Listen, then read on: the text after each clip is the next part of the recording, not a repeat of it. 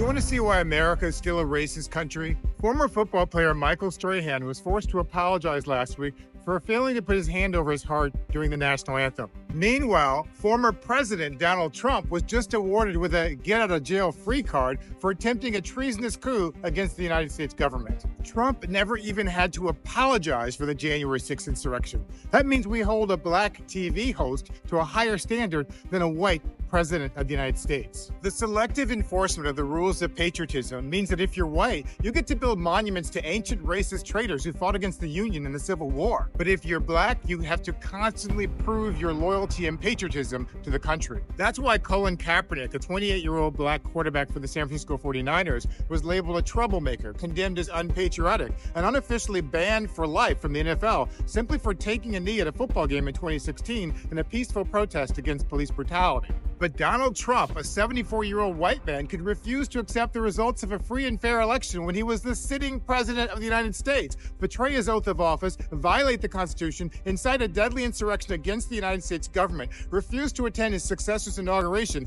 be impeached by the House, and have a bipartisan majority of the U.S. Senate vote to convict him, but still be allowed to run for president a third time as a convicted felon, and after years of stalling tactics, get his federal criminal case thrown out of court. In fact, the man who led the mob against the black football player was a draft-dodging white man and future insurrectionist. Get that son of a bitch off the field right now. Out. He's fired. He's fired! The racial double standard also explains why someone like Trump could joke around and mock the national anthem during a Super Bowl party and play a fake version of the national anthem at his campaign events, featuring the insurrectionists who tried to overthrow the U.S. government. Horribly and unfairly treated January 6th hostages.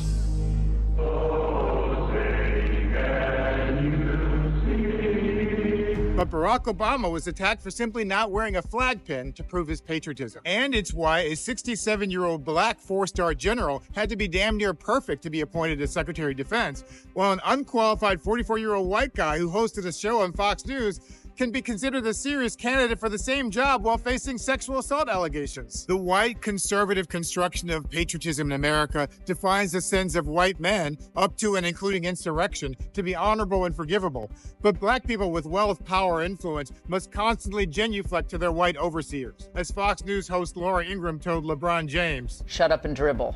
We pledge allegiance to a republic with liberty and justice for all. But when white Americans commit the most serious offenses, we give amnesty and pardons to the traitors of the Civil War and allow the Justice Department to move at a glacial pace to prosecute the leaders of the January 6th insurrection.